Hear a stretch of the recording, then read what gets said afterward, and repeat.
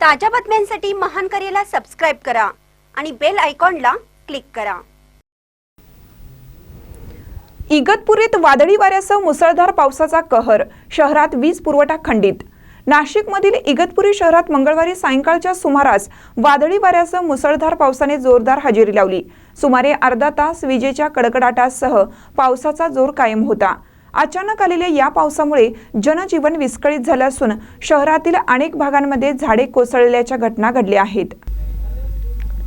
जोगेश्वरी परिसरात विजेच्या तारांवर झाड कोसळल्यामुळे संपूर्ण शहराचा वीज पुरवठा खंडित झाला आहे। सध्या संपूर्ण इगतपुरी शहर अंधारात असून वीज पुरवठा पूर्ववत करण्याचे प्रयत्न सुरू आहेत। नागरिकांनी घरातच राहण्याचे आवाहन प्रशासनाकडून करण्यात आले आहे।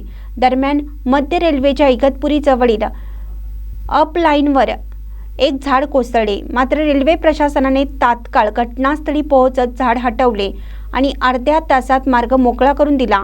यामुळे रेल्वे वाहतुकीवर कोणताही परिणाम झालेला नाही। या पावसामुळे तापमानात घट जाणवत असून नागरिकांनी सतर्क राहण्याचे आवाहन प्रशासनाकडून करण्यात आले आहे। आणखीन काही तास पावसाची शक्यता हवामान विभागाने वर्तवली आहे।